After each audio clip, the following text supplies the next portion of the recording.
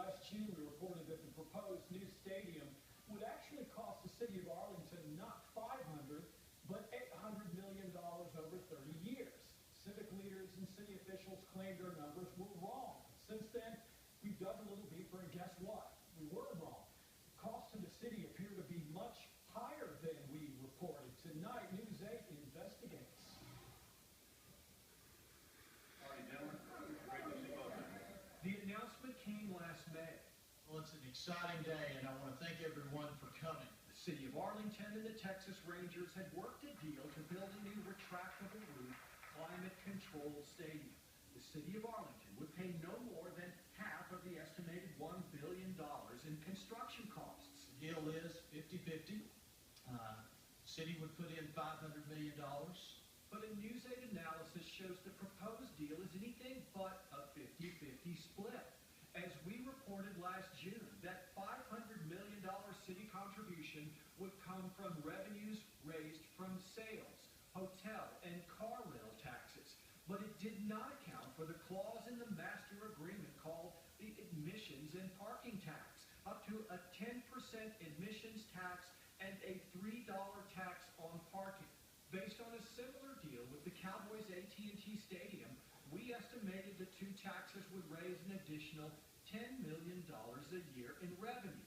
Revenue state lawmakers intended to be used for cities to help defray their construction costs.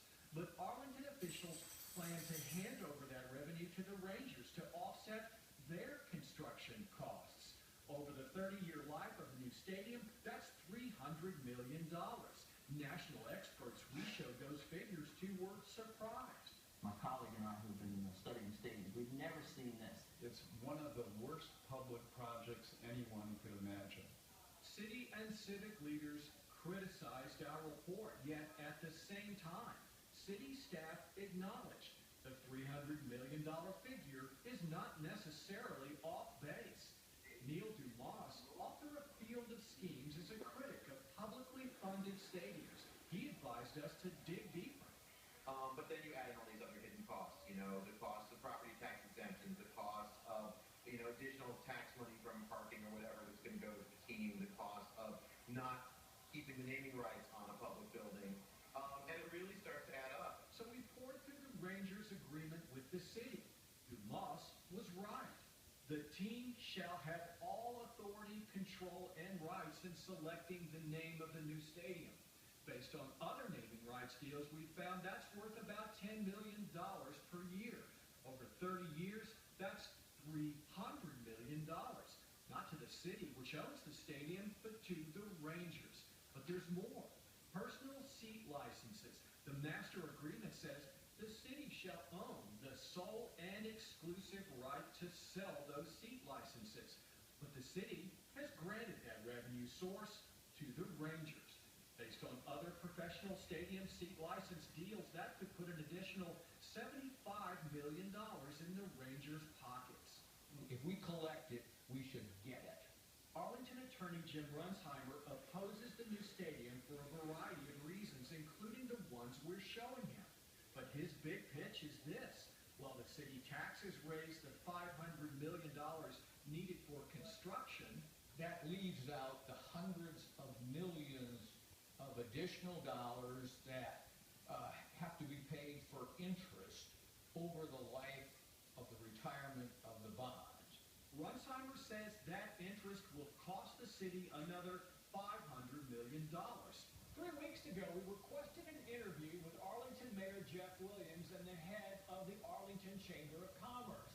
Both have been critical of our reporting.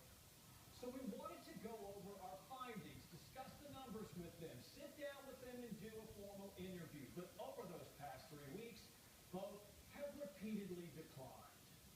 Opponents of the new stadium, on the other hand, are eager to go over the numbers and go on camera and express their opinion. This is totally one-sided. I mean, this has to be close to the best deal ever cut in favor of a professional sports franchise and a government entity, and it's incomprehensible. So let's tally the score for the city of Arlington. $500 million in taxes plus $500 million for interest on the bonds. $300 million million for admissions and parking, $300 million for naming rights, and $75 million for seat licenses. The Rangers investment, $500 million. Final score, costs and revenue giveaways for Arlington, $1,675,000,000. Cost for the Rangers, $500 million. That's more of a 75-25 split. Arlington Mayor Jeff Williams has now provided us with a written statement. It goes like this. We believe your numbers and math are flawed and do not accurately represent the Rangers or the City of Arlington's contribution to this proposed project.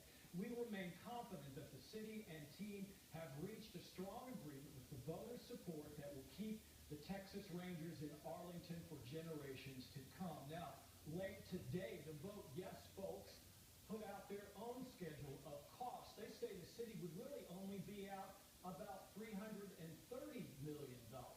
Arlington voters will settle the issue on November 8th at the polls. Brett Shipp, Channel 8 News. All right, thank you, Brett.